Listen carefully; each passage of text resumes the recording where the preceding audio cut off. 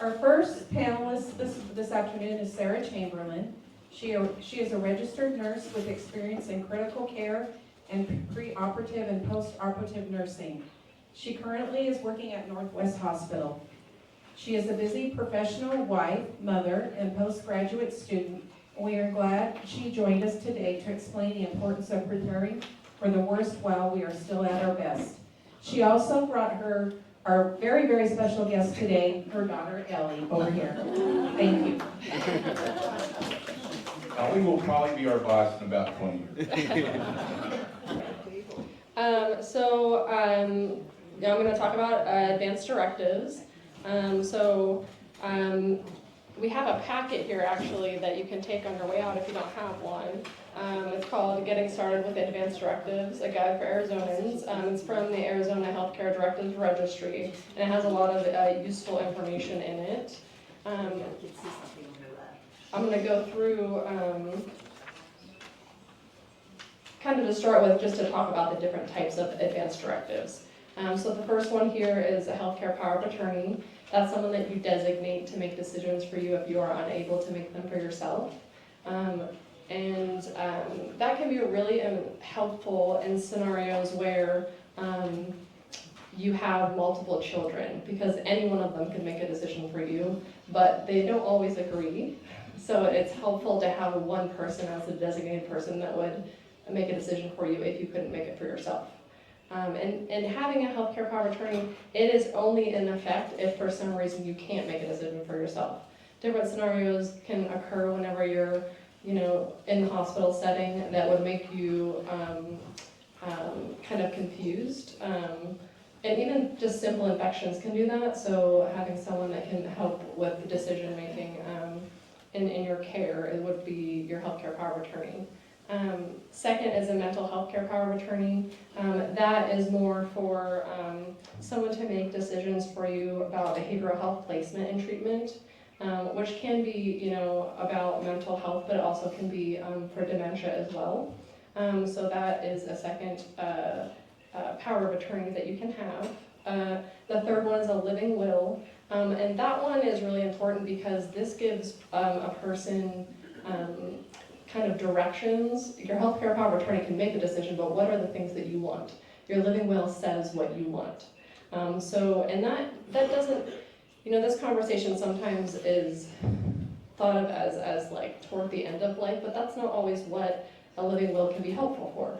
A living will can be helpful in situations where you're in the hospital, can't make a decision for yourself, and so that would kind of give them direction. So I have a few questions or things to think about whenever you're writing a living will. So one of those things would be, what would you want if you were permanently unconscious? What if you had a terminal illness and treatment failed? What if you had a severe stroke and did not respond to treatment? This one specifically, in working in the ICU setting, I took care of a patient who was in his 30s. He wasn't able to afford his hypertensive medication, so he did have a severe stroke, and that left him only able to communicate through blinking his eyes. He wasn't able to move his body at all, which is really sad, but his wife had to make a decision at that point. Were they going to continue healthcare treatment, meaning what was his life going to be like after that, or were we not going to continue and do comfort care? She did decide to continue, so he ended up with a trach, which is connected to a ventilator for breathing, and a colostomy and a PEG tube. So that is what we're talking about whenever you have a living will. It's making a decision where, is that a quality of life that you're interested in, or is it not? And that's how it helps someone make a decision for you. So the next one is, what if you did have to have a colostomy bag? Another example of that is actually in my personal life with my grandmother. She was in a situation where she was ill in the hospital, and she did have to have a certain amount of her colon removed, and she would have a colostomy bag after that at that point. and my family decided not to continue care because that is not something she wanted. But for another person, that might be something that you would want and you would be okay with living with. So again, like that could give you lots of years after that for someone who is okay with living with a colostomy bag. So that's kind of what the living will does. Another example is, what if you were paralyzed?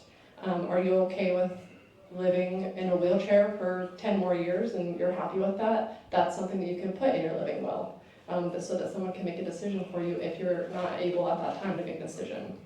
Another example would be, what if you had to have limbs amputated? That's pretty common in diabetes. If you are in a situation where a limb needs to be amputated and for you to able to survive, but you're okay with missing one limb, that's something that a family member would want to know in that advance directive so that they can make that decision for you and you could have 10 more years.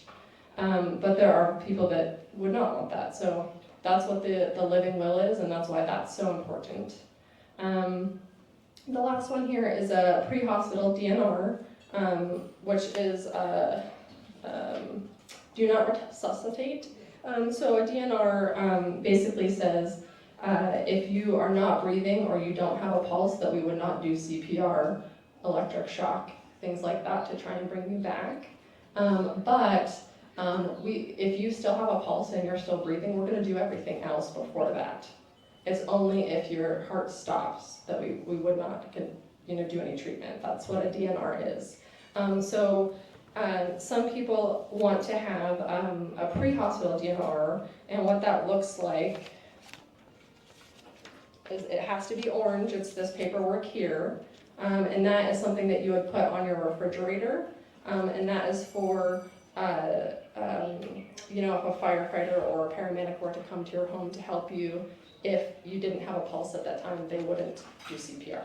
That's all that is.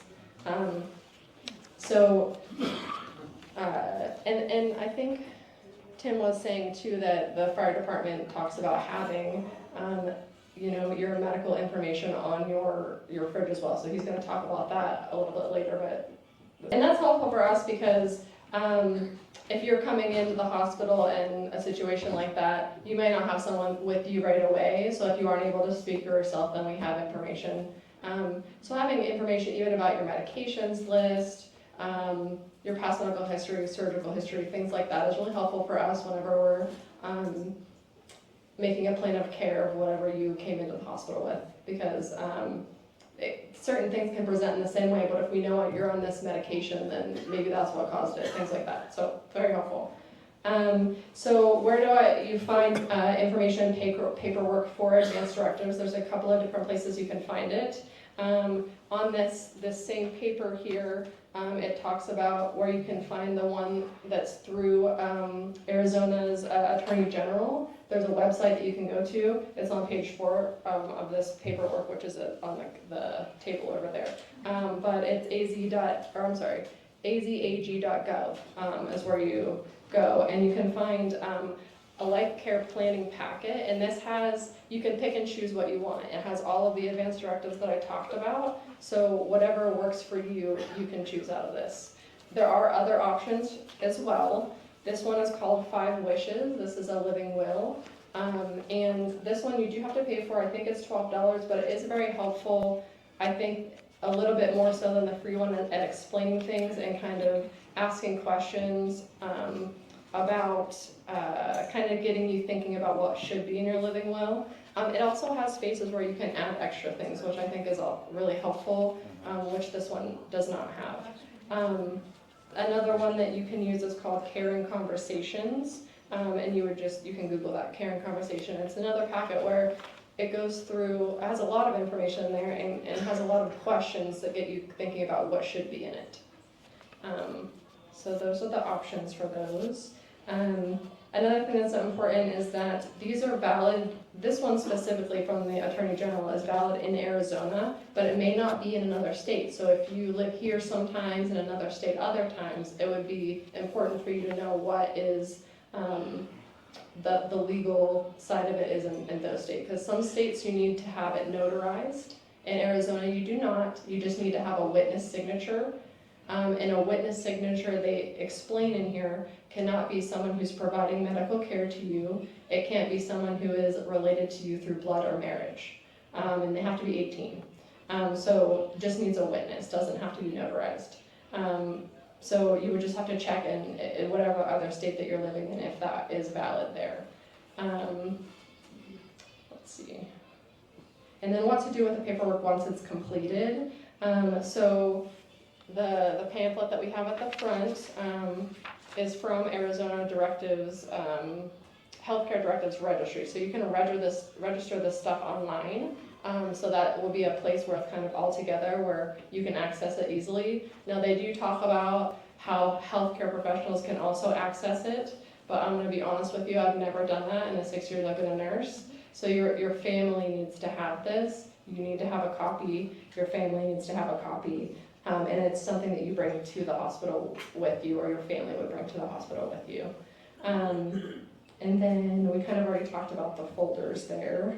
Another helpful thing to have is a medical folder that you could even have by the fridge as well, or at least where your family knows where it is, that has medications list, your doctors, your pharmacy, past medical and surgical history, advanced directives, if you have a living trust, and funeral and burial arrangements, last wishes. Having all those things together in one place is really helpful for your family.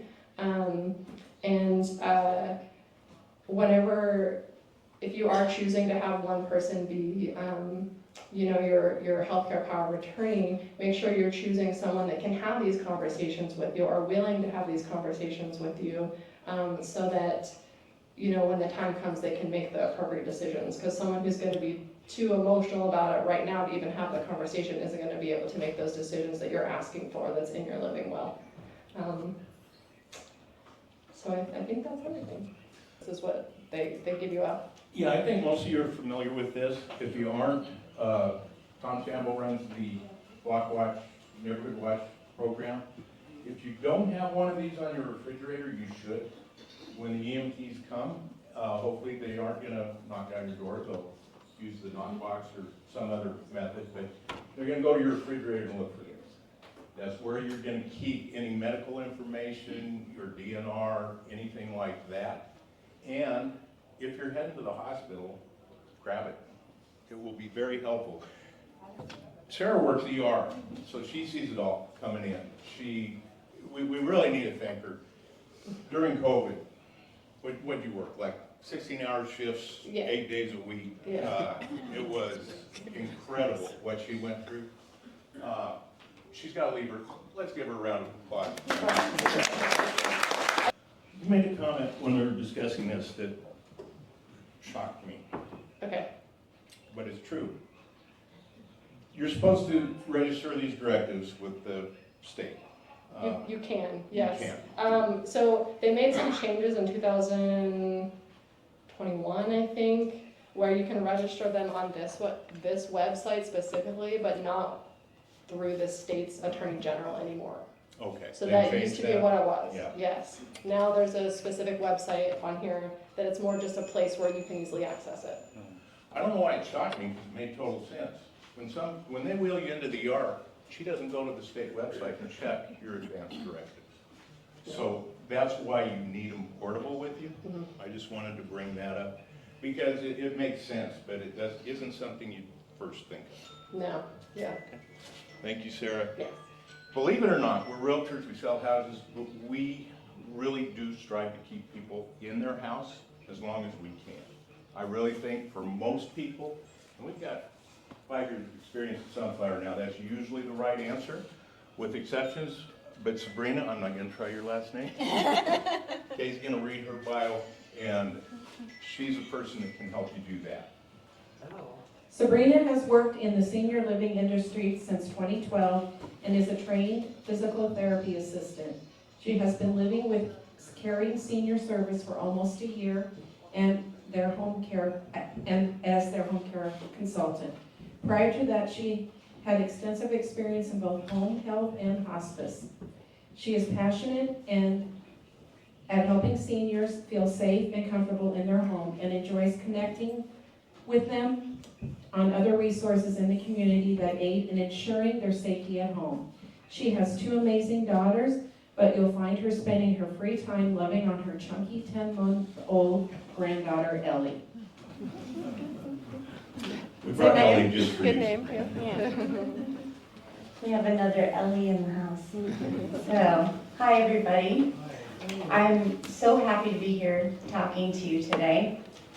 I think the important thing here is that we're all here to provide education, because a lot of these things don't really get talked about, right?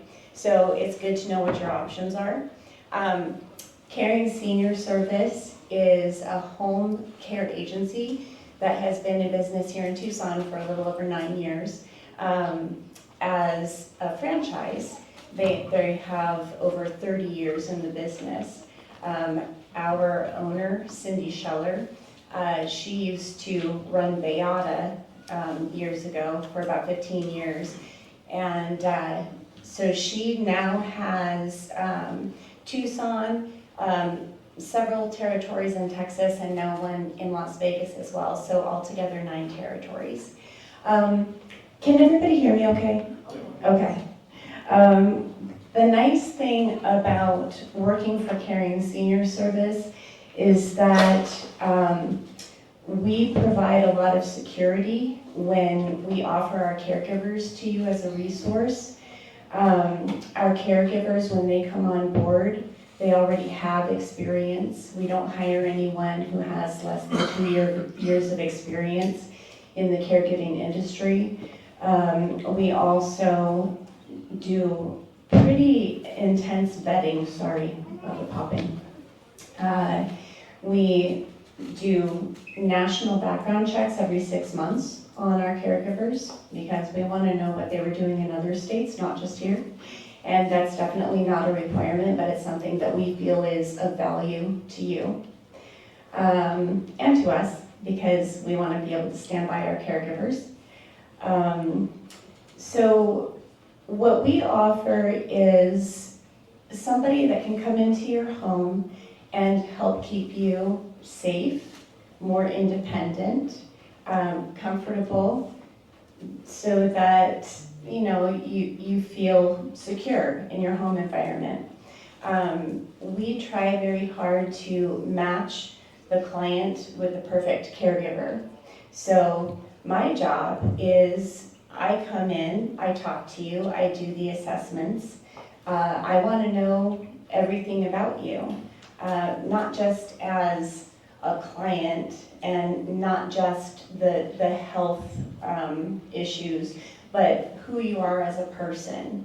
I want to know your likes and your dislikes, the things that you enjoy doing, because our caregivers can not only come in and spend time with you just doing companion care, but they also can, if you want to go up to Mount Lemon and have a piece of pie, our caregiver can do that. We try to bring some enjoyment into your life, and so it needs to be a caregiver that you feel very comfortable with and that you get excited about seeing. So that's kind of our goal. And then we also provide services for people who are coming home from the hospital or skilled nursing rehab. And we're non-medical, however, we work in conjunction with home health and hospice. And we also try to bridge the gap with assisted living. So if you or a loved one, a friend, feels like, I'm getting to the place now where I just don't know if I'm safe living in my house anymore, and there's a specific retirement community that you want to go to, you want to maybe look at assisted living. Well, sometimes there's a waiting list for assisted livings, right? And so we can come into your home and provide that safety for you until a spot opens up in a community. So that's one of the things that I really like to share, because a lot of people don't know that that's available to them. In Arizona, there are no regulations for in-home care. I mean, zero. So that's something that a lot of people don't know also, and it's important because we're a franchise, we operate as if we're in Texas. So we hold ourselves to the same standards that Texas state regulations would hold us to. So we are licensed, bonded, and insured through our franchise. We are contracted with the VA, which there are some other agencies out there that are as well. But we do have a VA contract, which means that if you're a veteran, based on your physical needs as determined by your primary care physician and or social worker through the VA, based on those physical needs, you can go in and say, I'd like to get an assessment to see how many hours I qualify for in-home care. And that's called the homemaker benefit. So once the physician and or social worker determine how many hours of care you get for free covered through the VA, then they would refer you to us and we could start care. I could come in and do an assessment and get the whole plan in place. So the other thing is we work with long-term care insurance policies, which I know not a lot of people have, but there are people who have paid into a long-term care insurance policy for a lot of years. And it's good to know that those policies can actually help you get caregivers in your home. So I like to get all of that information out because everybody thinks that it's just out of pocket, and in most cases it is. So I'm gonna just get to the nitty gritty. We charge $35 an hour, which is kind of middle of the road. There are some companies that will charge more or have a sliding fee scale, which we don't do. We're $35 an hour across the board. And the only time we would charge more is if our caregiver were going to drive their own vehicle to take you to doctor's appointments or the grocery store or anything like that.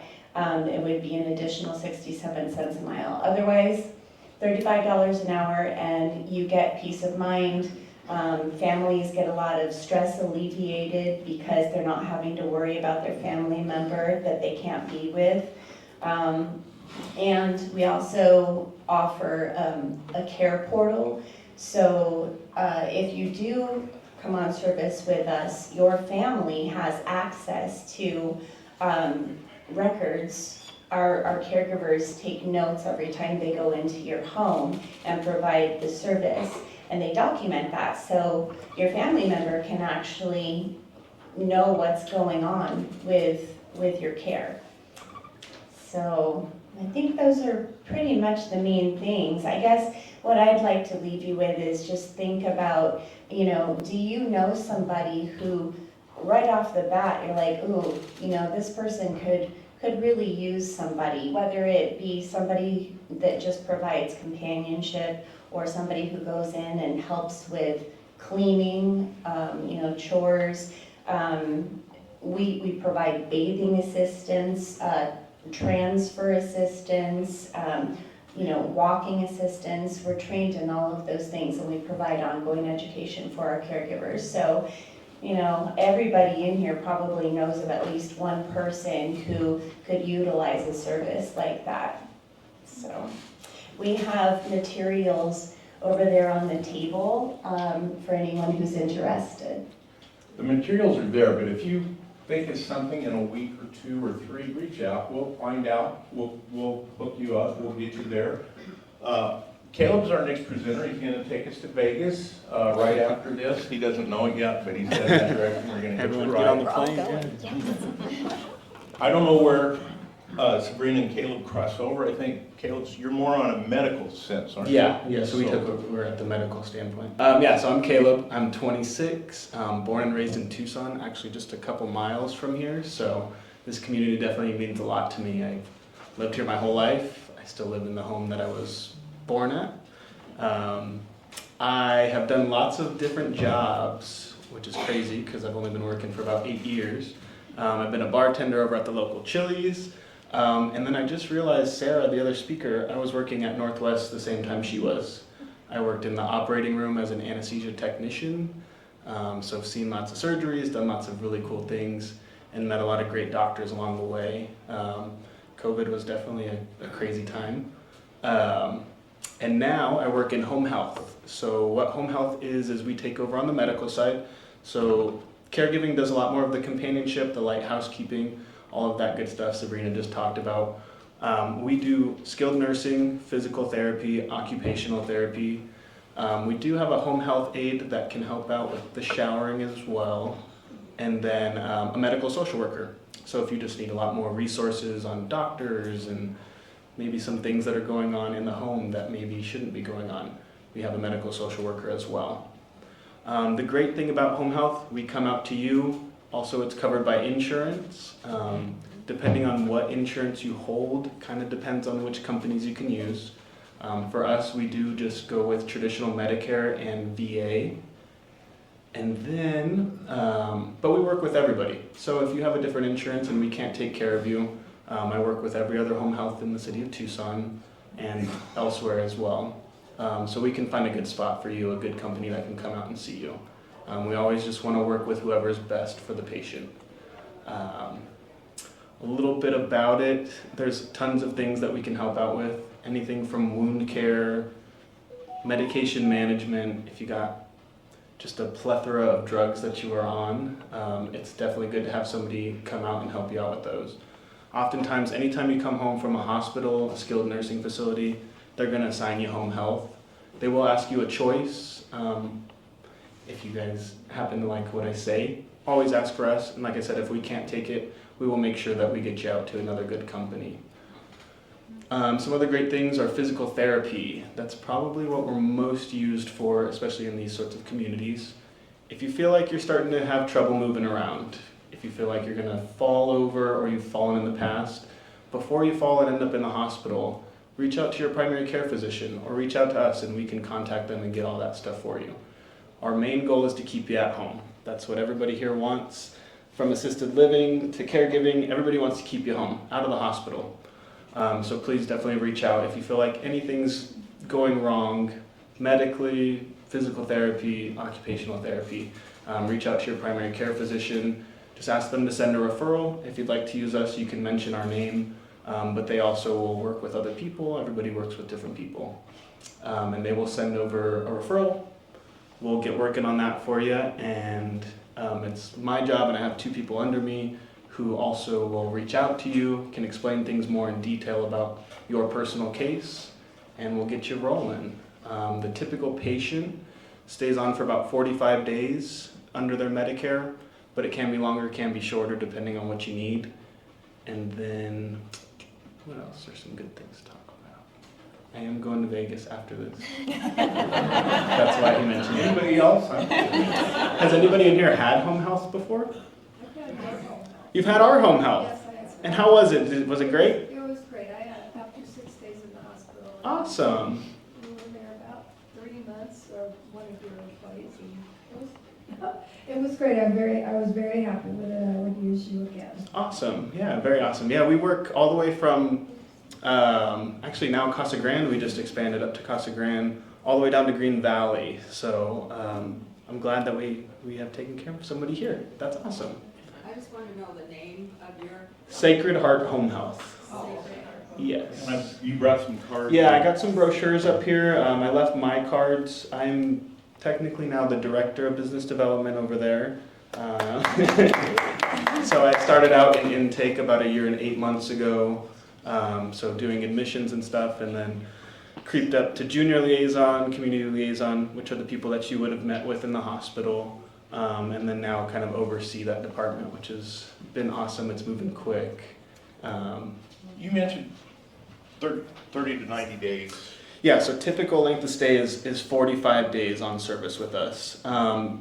What we do for the start of care evaluation when that nurse comes out is they're gonna ask you a bunch of questions, go through some stuff with you, and then we input all that info into a system called the Oasis, which is ran by Medicare, and that'll give us a frequency of how often our clinicians are gonna come see you. So if you're a more therapy-driven patient, you might see therapy, more often than a nurse. Typically, under Medicare, you're gonna get about 1 to 2 days a week for that entire length of stay. But like I said, that can kind of go back and forth depending on your needs and depending on what Medicare lets us do. But your traditional Medicare will give you the biggest scope. They kind of let us do what we need to do compared to some of the other Advantage plans. Not a spiel on not switching over to them if they're important to you, but when it comes to our services at least, that is the best plan that you can hold. And you can help them navigate that process with Medicaid care? Yeah, absolutely. Every time open enrollment comes up, we go over it with our current patients because if they do switch, we wouldn't have to transfer them over to a different home health company. But yeah, if you ever have any questions at all about the insurance stuff, we work with some people that are brokers and in the business. And then we have tons of knowledge in our office as well that can help you out with either changing over, changing back, just whatever works best for you. Okay, Jose Martinez has been doing hospice for over 15 years. He's worked in bedside nursing. He's also an ordained chaplain, which I'll get into a little. And other than that, he just loves working with seniors. This story you will never appreciate until you understand the relationship I have with my older sister. If we've had older sisters and you're the youngest boy, you might get a concept. But my father went into hospice. Like I said, I was the one that got delegated with the responsibility, so I'm asking around. My sister-in-law, who was Catholic, we were raised Mennonite, she tells me, well, we had a really great experience with this hospice. So I call him. I arrange the interview, talk to my sister. He's Mennonite, we were raised Mennonite. What are you doing going to a Catholic hospice? She read me the riot act for 20 minutes. We walk into the conference room. He was in assisted living by then. Sit down with the chaplain, the nurse, and you usually work in threes. Help me out. A social worker. And a social worker. They were all three Mennonite. God has a sense of humor. I just had to throw that in before I introduced hospice. That's awesome. I'd like to just point out though, no way did we plan this chronological order from directives, living, caregiving, home health, and the end of life care right here. So just thought that was pretty iconic. So yes, my name is Jose Martinez. I've been in hospice for 15 years, but I've worked everywhere from SNFs, hospitals as a PCT, behavioral health tech, nursing. I've done everything. I've managed supplies. I've seen every side of this business, of this medical world. So a little quick question for the crowd out here. Who out here has Medicare or some form of Medicare? Raise your hand. All right, so everybody can have hospice, okay? So Medicare, Part A is the hospice benefit that hospice uses. And so a lot of people get afraid of that word, hospice. And the reason I say it like that is because it's a very beautiful thing, right? At Aegis, that's the name of my company, Aegis, everyone has the right to, just like with your living will and your care, you have a right to the perfect death. And you have a right to go in dignity and with humane. And that's where hospice gets into place. So typically when hospice is called out, it's when everything has been done. Everything's been tried, every aggressive treatment. There's no cure for something. And typically Medicare, they classify it as a 6 or month less diagnosis. But that's not always the case. It just means that that's more for like the billing side of it, but we've had people on hospice for years, 4 years, 5 years, 3 years, 2 months, 3 weeks. It just depends on the progression of your disease. And there is a qualification as far as medically what is going on with you from, cancer, is it dementia, is it liver disease, is it COPD, is it more pulmonary? So those are different things that can cause, that make more the criteria. But if there is enough information out there with records and getting all the information from your doctors, your specialties, hospice will find a way. So what hospice does is it tries to provide care for you in your home or wherever the patient calls home. So that could be an assisted living, it can be a senior 55 plus community, it can be your own home, it can be your child, maybe your adult child's home, wherever you might go afterwards, who's gonna be taking care of you. I've taken care of people in the nicest of homes, and I've taken care of somebody in a Motel 6. It just depends on wherever they call home, and that's where the nurse will go out. So typically, you'll have an RN case manager, which is a nurse, who's gonna come in and see you about twice a week on average.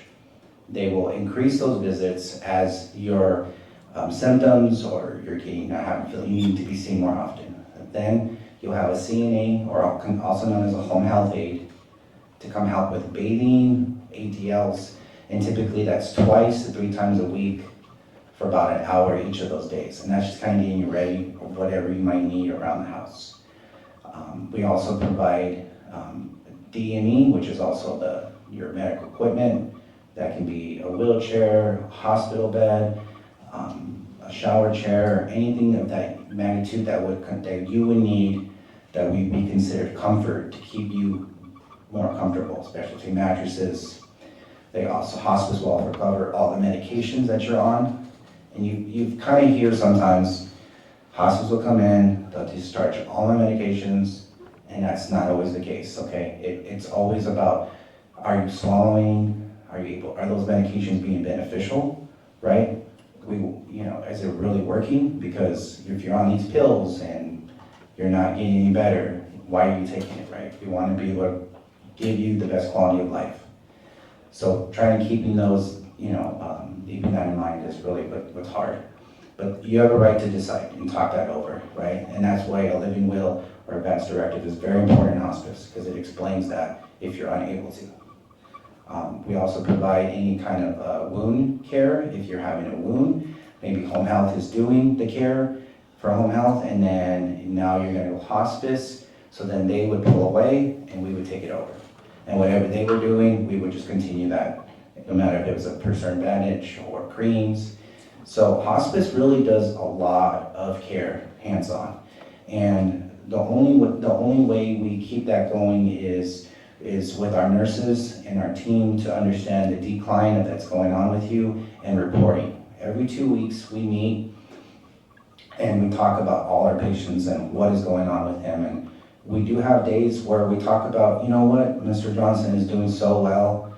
He's got more people, he's walking now, he's getting more food in his belly, his wound is healing. So let's see where he is in about a few more weeks and we'll graduate him off service. And at that point, you graduate off service and you go back to just, going to your primary care physician, and we'll go from there, and maybe we'll see you one day, maybe we won't. But hospice does so many different kind of interventions. You do get a good team. Besides the nurse, you also get the chaplain, which can be it's usually non-denominational. It's kind of just somebody to talk to you. If you don't want to talk religion or faith, it could be just a companion, someone to come talk to you. How it's going on? Did you make your bracket? Are you have any kids coming in today for Christmas? Anything that you might want to talk about, right? It's also just, especially for people who they live alone, it's someone to come in and check on you, right? We try to plan the visits out so that every disciplinary is seeing you every single day. So that at least out of 7 days, you're getting somebody 4 to 5 times.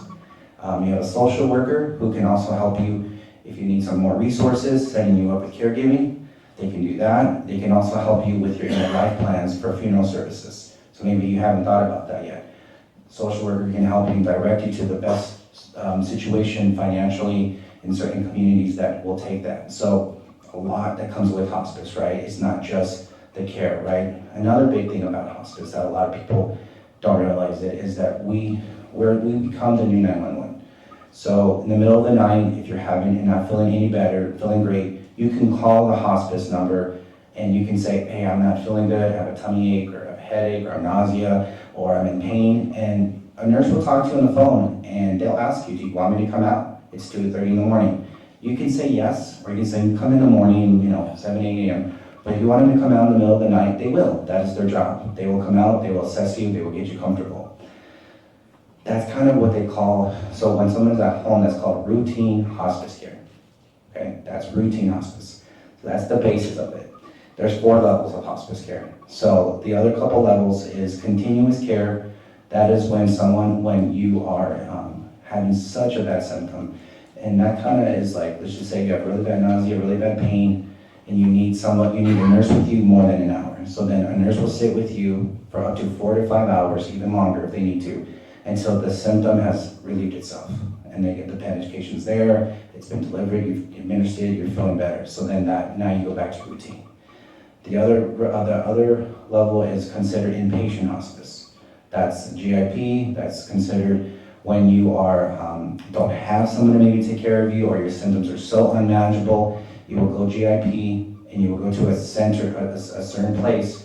There's a few in town just at the moment that you would go, and you can go there to either typically pass or until your symptom is under control again, and then they would find placement for you in that meantime. And then the last level, why am I drawing a blank here? Routine, GIP, respite. So with every hospice benefit period, you get a 5-day respite stay at a facility. Now, usually at a skilled nursing facility in town. And that's typically for family relief. That's for a family caregiver kind of rehabilitate, like giving your family a break for 5 days. Maybe they have to go out of town. Maybe they have a planned trip. Maybe someone's graduating in another state and they need someone to take care of you, but they can't afford caregiving, right? Because they just don't have the funds. So then hospice would place you in a facility for 5 days that the hospice company will pay for. And so that way your family knows that, right, for 5 days someone's taking care of mom or dad. So that's respite there. And then you would just go right back to your home and flip right back to routine hospice. So hospice has a lot of services to it. It's not just end of life and throwing in the towel, right? People come on hospice for many reasons. They're on it for a long time, and sometimes they're not. But it can give you that rehabilitation because you're getting so many eyes on you, right? You have nurses coming out twice a week, sometimes more. You have CNAs catching things before they get out of hand. And they report that back to the nurse. Hey, I tried to shower him today. I was giving him a bed bath. We noticed a wound. Let's get it caught. And they can catch things before they get too advanced. So that's kind of what hospice is and kind of all together. Can you briefly describe the difference between palliative and hospice? I'm gonna talk about that. All right, so you might hear the word, if you're in the hospital, you're gonna hear the word palliative consult or the palliative team, okay? The palliative in the hospital, realistically what they're talking about is hospice. They don't say the word hospice because it scares a lot of people and it frightens them. They think the worst of it. So you might hear palliative is a more, but the difference between palliative and hospice is palliative it's kind of like you get a little bit of care from a hospice team. You're getting, the biggest thing is, think about you have a cancer patient, right? And they're getting chemotherapy, but they are so sick, they still need a social worker. They still maybe need just a nursing visit once a month, but they're not getting the full benefits. So they'll have someone come out, help them get whatever their resources they might have. They also kind of help them with care with a little bit of it, but they're not getting that full-on hospice care like what you would when you get with hospice. So palliative is kind of like an intro. It's kind of in the middle, right? It's just right there. I have 5 more chemo sessions, and then I'm going to go see my oncologist and find out if the cancer is gone. And then at that point, if it's still here, then I'm just going to go in hospice because it's not working anymore. So the difference is really just you get a little bit of services, but not as much. You're getting a little bit less eyes on you, less care, but you're still getting some help in what sense if you're needing that help, depending on what you're going through. Where hospice is full on board, we're pedal to the metal, we're trying to keep you home, keep you comfortable, not having you return to the hospital. another good thing I want to let people know. If you're on hospice care, and again, it's how you feel. You do not have to be a do not resuscitate. You do not have to be a DNR. In the hospice company, we prefer you being a DNR because if you think about it, you're saying to us, well, I'm done, I just gave up, I'm ready just to be and die at home and be peaceful. So I'm a DNR, okay. But I'm a full code. So that means if you stop breathing and you're full code, you're going back to the hospital, hospice moves away, and we start the cycle all over again. And that's where families and children and parents get, I don't want to go back to the hospital, but mom, but dad, but what if there's one thing they can do, but I'm done. And that's where you have to have those talks while you can have them. Because being a full code and being a hospice, it's like 1 foot in the door and 1 foot out the door. You fall on the ground and you stop breathing, we have to call where we would just let you pass away in your home. So that's another little thing that people don't realize it. And just to kind of create a little bridge, that's perfect with what Sarah was saying as well. In that situation, you would want to have a living will, right? Because then there's no debating. You've already determined what you want to do in that situation. Leslie Webster has been with the Watermark at Continental Ranch since July 2019, 2 short months after the community opened its doors. She has been in the senior living industry since moving to Tucson in April of 2017. She has a passion for helping individuals, couples, and their families navigate the ever-changing landscape of senior living. The Watermark at Continental Ranch is a fully licensed community offering 24/7 caregiver assistance in a modern yet comfortable setting right here in Marana. They offer seminars and support groups and like to be a great resource for residents of Marana and Northwest Tucson. Introducing Leslie is easy. It's almost like an old friend. Everybody knows Watermark here. They support sunflowers, their shredding events, their pies, where Tom and I work trying to get people, and they always support us, and it is so nice to have her here instead of Tony teaching us tech. But we love Tony. Tony is great. Thank you Tony for is great. bringing him over. Take it away. Thank you so much. How many people here have never heard of Watermark? Yeah, that's what I thought. So this makes my job very easy. But I do want to touch on everything that the panelists here said today. Sarah talked about all the different documents that are needed. And those are all things that we ask for when you move into our community. So they are all things that we will ask to have copies of. What we do is we kind of become your extended family when you move in. So all of those documents, the living will, the powers of attorney, all of that stuff are all documents that we keep copies of. So when you do go out, if you go out to the hospital, if you have some type of procedure, if your family is living in another state and somebody needs to get that information, we are fortunate enough to already have all of those copies and to be able to give all of that information, whether it's to the doctors, the EMTs that may show up. The advanced directives will be on your refrigerator in your apartment at the community the way they would on your refrigerator at your current home. We also work in conjunction with every person you see on this panel. Sometimes when people move into our community or when they're considering assisted living, they think that you move in and our caregivers have to provide care for you. But that is not true. Sometimes we have people who come in and they just fell in love with the caregiver that was in their home, that was providing that care. So you can have an apartment and still receive your meals and your housekeeping and all of the fun and activities that you could possibly handle in a day, but still use the caregiving company that you originally started with.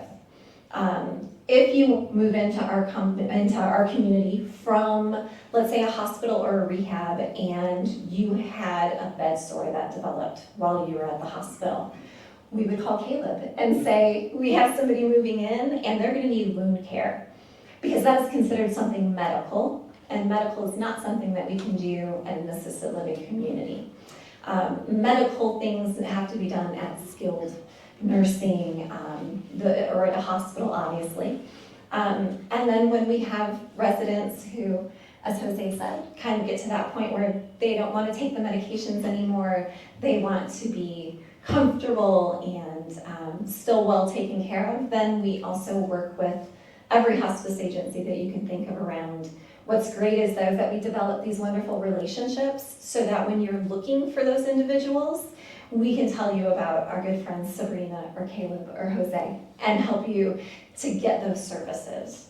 So living in a home as you are now, when you think about needing those services, you probably have to come to a seminar like this one and get to know us and learn what we do. When you live in a community such as mine, we already have these partners. We've already met with these individuals. We've already helped to make a relationship where we know that we are giving you good information, that we are giving you an awesome resource to be able to utilize, whether you're in our community or whether you're still in your home here. We have great seminars. We have worked very closely with Wendy Harn, who is now no longer at her previous law firm. She has actually ventured out on her own, which is, I'm very excited for her. But she helps people with trusts and wills and the different types of documentation that Sarah spoke of. And we recently even worked with the Marana Cemetery, Mortuary Cemetery to come in and do a pre-planning seminar so that people can make those, life celebration decisions for yourselves rather than your families having to do those things. So our community is a 24/7 living, breathing community. We have caregivers that are there from the moment you wake up to the moment you go to bed, and then when you go to bed, they're still there. So if you have something that happens at 2 in the morning, you're gonna have a pendant to push, and someone's gonna come and invite themselves into your apartment to say, what can we do? How can we help you? So you're really never alone. And that's really the biggest difference from living in a 55+ community or living in an independent living community, is that at any point, if you have something that just doesn't feel right, whether it's at 2 in the afternoon or 2 in the morning, you're gonna have a pendant to push and somebody to come in and check on you. Whether it's to take a vital, to call 911 for you, to call a family member, to talk to, whatever that need is at that moment, we have those caregivers on staff. But aside from the awesome care that we provide, the other really important thing about living in an assisted living community is that you get to have a lot of socialization. Living at home sounds like a wonderful idea to be able to stay in your home as long as you can. And I respect that a lot of people want to do that, and that it is a wonderful thing to be able to continue maintaining your home and your independence. But I think COVID taught us a lot about what isolation can do and how difficult it can be to just be in your home isolated and alone for such long periods of time. So being in a community setting, you have so many friends that you get to make, lots of enjoyment. Socialization happens as easily as just coming to the dining room for a meal. But we have a lot of other really fun, exciting events, things that you can do both inside and outside of the community. Twice a month, we just go on what we call a scenic drive.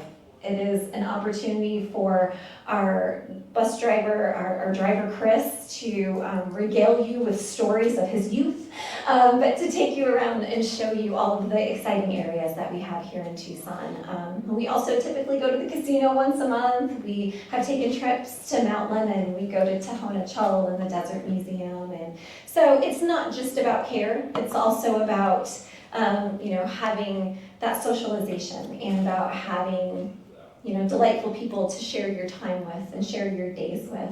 But you also get a private apartment. So when you're done with that and you like your own alone time, then you still have that sanctuary within the community that you get to escape to relax and enjoy the rest of your day. So if you have any questions, if you'd like to learn more, if you would like to come and see me and get a tour, I do always recommend coming for a lunch tour because food, 3 meals a day, such a large part of what you will enjoy at the community that it's good to try it out. I have some brochures that I brought, my cards are there as well. Please come and see us. We would love for you to just know what we're all about, and if you get on our mailing list, you will learn all about those seminars and different things that we provide, the resources that we provide at the community as well. Does anybody have any questions for me? I have a tough one. Oh, okay. I'm going to try to phrase it correctly. We had a dear friend who was convinced she wanted to pass it home. She was in palliative, and her husband she had taken care of, and he had passed it home, and she thought that was the way she wanted to be. Turns out she was 24/7 caregiving for him. And she found out that her kids couldn't do that for her.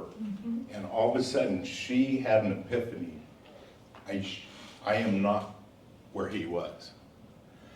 So it was before your time, but we talked to some care units. She had waited too long to go to a community. So even though she could still get hospice at home, some of the care that she needed, hospice is not a 24/7 caregiving. 24/7 caregiving is What is too long, but what my recommendation is always is to consider assisted living while you can still enjoy it. I don't think a lot of people hear the words assisted living and think party time, but we have a ton of fun. Our goal is to make it so every resident that we have can thrive. You can still do the things that you enjoy. You can still have a good time. But then, as he mentioned, you have that 24/7 care. Unfortunately, there are communities, mine is sometimes, but once somebody is already on hospice service for end-of-life care, then that is too late to move into a community. Not every community is like that, I will say that.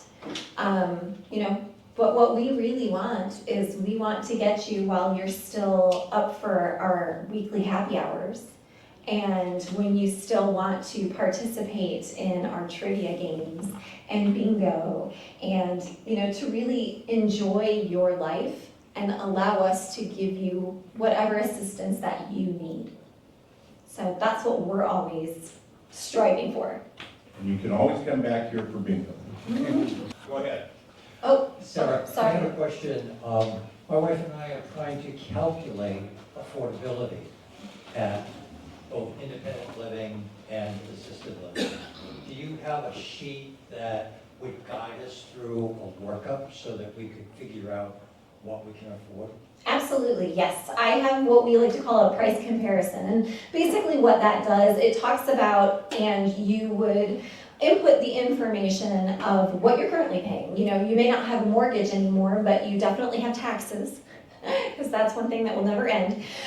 So we have taxes, you have utilities, you also want to take into account, are you still driving? Do you have a car payment? What is your car insurance? What are your grocery bills? Because a lot of these things then get absorbed by living in a community. We're providing 3 meals a day. We're even providing snacks in between because we have a little bistro area in our main lobby. So a lot of those things that people don't think about, they just see the rent cost and that I don't have a mortgage anymore. But when you take into account all of the other bills and items that you are paying for on a monthly basis, what you might find is that assisted living is actually way more affordable. And the bigger difference between independent living and assisted living is that you will find a lower price point in an independent community, but the services are similar to living at home in that if you have a medical emergency at 2 a.m, you're going to need to find a telephone and you're going to need to call 911. Because independent living does not have 24/7 care staff. They don't have someone who's going to come right to your apartment to assist you. Even if it's just making that determination, do I need to call 911? Having that 24/7 is the biggest difference of, independent and assisted living. And I'd be happy to get you that sheet. If you just provide me an email address or something, I'll make sure that you get that. Okay, Got another jump. yeah. One of the questions I have is, what about couples where one really needs the assisted living and the other one does not? We see that all the time. And we are able to keep husbands and wives together. Family members who, are living together now, whether you're siblings or mother-daughter. So oftentimes we do have that scenario where we will have a couple that moves in. One will receive care and the other is just a resident enjoying life and still, being able to remain together. But in our community, I will tell you, in our pricing, we include care 22 hours per month per resident. So even if all you need is maybe for us to check on you a couple times or help to administer medications, every resident can receive care, but not every resident needs to receive care in order to live there.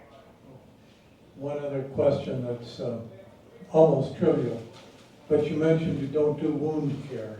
That is correct. Now, what constitutes a wound? For instance, I had a spot up here where there was minor surgery which needed a Band-Aid every day. That we can do. Okay, That we that's can not do. wound care. That is not wound care. So most of the time what you see with wounds is something that a hospital would stage. So they would tell you that you have a stage 2 or a stage 4 wound. Our community is allowed to take up to a stage 2 wound in our community, but we cannot provide the medical, which is something that Caleb would be able to speak more on. But we would not be able to. A lot of those wounds are oftentimes packed, and so they actually need someone to come in and change out those bandages and repack it and it just depends upon the type of wound and what it is, but that's where we would call Caleb and say that we have this wonderful resident, but they need to have this wound care. Can you come in and care for them? But it can be no more than a stage 2 at time for a move-in for our community. I have both lived here for a long time, but also my husband and I did move to assisted living for a short time. Then I moved back here. But one of the things that I found very helpful was my daughter made a spreadsheet. We went and visited all kinds of places, and she made a spreadsheet because some places don't charge for this, but they charge for that. So the place that I thought was the most expensive was not. It was someplace else because they charge incrementally for this. So my husband needed certain care and I did not need any. So going on that, we could tell what it was most reasonable for us to live. Yeah, absolutely. Doing that whole spreadsheet was a help.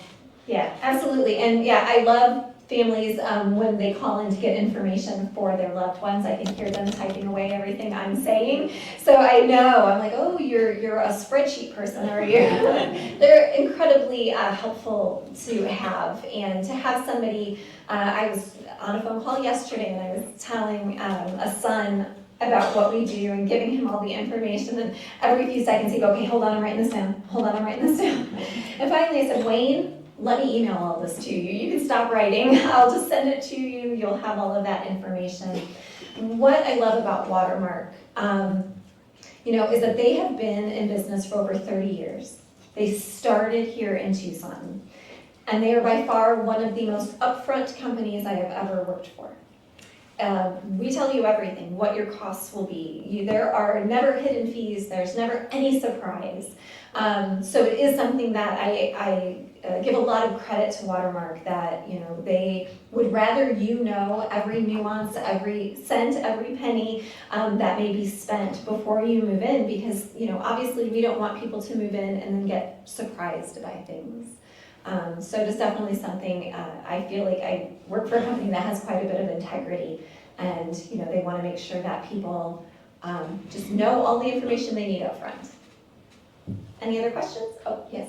This is going to sound really stupid, but Is there a minimum age to be in your community? There's no such thing as a stupid question, so. Yeah, there are. As I'm getting older, I'm starting to think about this stuff, and I don't feel old enough to need your care yet, of course, but is there an age limit or situation? To an extent, yes. We consider ourselves also to be a 55-plus community. And I think more than anything is because we have not hit, we've not found anybody who was younger than that needed assistance. However, we did at one point have a resident that moved in who had a son with developmental disabilities, and she was his primary caregiver, and thus we would be providing care for both. And so he was under the age of 55, but as his needs were there, he needed help with the ADLs. So we were able to just verify that everything was legal and fine with that, and he was able to move in, and we were able to provide care for both. So it really is on a case-by-case basis and what type of assistance the individuals need. Is your facility a graduated care facility, such as dementia after assisted living? Yes. So we are assisted and memory care at our community. And you can move in needing no assistance. And a lot of people will move into a community such as ours, even not maybe at the time needing any assistance, but they know they're a few months away. Or maybe there's a surgery upcoming that's going to limit their mobility or limit their ability to do certain things. So people can go from being independent but still living in our community to needing care. We do ADLs from helping with medications all the way up to helping people to use the restroom. So we do just about everything. Things that cannot be done in senior living communities, in assisted living or memory care, feeding tubes that are not self-administered, and intravenous medications. Those things are considered medical, and we may or may not reach out to Caleb for that. Just depends on the person. Sometimes if they get to that stage that the family still wants them to receive those cares, then sometimes they'll go out to a skilled nursing. But if they can stay in the community but receive that home health, then that is something we would call Caleb and have him meet with the family to discuss. Memory care is something we provide, and I always like to explain very simply to individuals what the difference is between assisted living and memory care. In assisted living, we are proactive. All of our residents have pendants, and when you need care, you push that pendant and we show up. In memory care, we are proactive. So we come in and we check on those residents on an interval basis. We come around and ask them, if they need assistance. Can I help you to the bathroom? Can I bring you some water? We gather them for all meals and things like that. So that is really the biggest difference. We're reactive and assisted. We're proactive in memory care. For you, and a question for Jose. I have a friend that moved into Watermark, and I think she waited a little too long, but she's getting used to it. But I want to say I've eaten twice there with her. Your food is excellent. Thank you so much. Very good. I will say our chef, Aaron Katie, he was on the winning team for the most recent Iron Chef Tucson. Oh, Dante's Fire has won 2 years in a row, and our chef, Chef Katie, has been on that team both years. yeah, it was very good. And for Jose, when my mom was in hospice, but that was in 1989, she had to make the decision to go in to hospice. I mean, my dad arrived, we're not the ones that were supposed to. Right. Is that still true? So your question was basically saying about her mom, she elected hospice.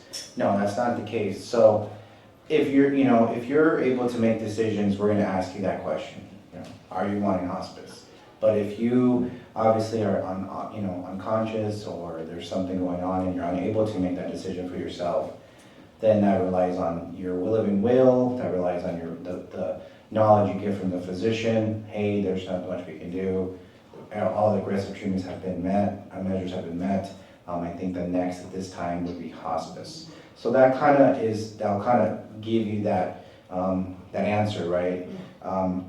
But if you're still wanting to not do hospice, you know, if you decided that you don't want to do that and you're being told by a physician, then you don't have to elect it. That is your right to just say, you know what, I know there's no more treatments, but I don't want this. I don't want this. And you have that conversation with your families. But I will say this, everybody had paid into it. It's part of your Part A, you've paid into it. It's a benefit, you should use it. Even if you use it for the minimum time possible. Just letting it go to waste is just, I see that too often. I also see a lot of physicians not wanting to suggest it, because at that point you won't be seeing your physician, you won't be going to the doctor, you won't be going to appointments. You're basically, you know, you're primarily staying at home 90% of the time. You're not going to the hospital. So a lot of these physicians will hold off on saying that to you, but sometimes you just don't have the ability to do that. So just even having that conversation with your physician, if you have a disease that's, you know, has really no cure to it right now, or it can over time lead to end of life. So having a conversation now when you're able to, like, are you going to tell me when it's time to really go on hospice, or are you going to wait? Because if you wait too long, then everything happens really fast. And at that point, we're rushing, everybody's scrambling. If you're a little bit more prepared on it, it's a little bit more of an easier transition.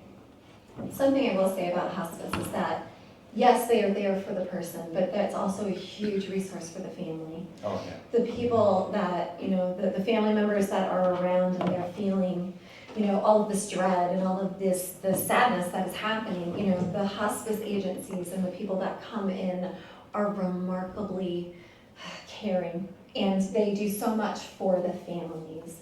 So I encourage everyone that if you have the ability and you're given an option, do it for your family if you don't want to do it for yourself. It is truly amazing what they do.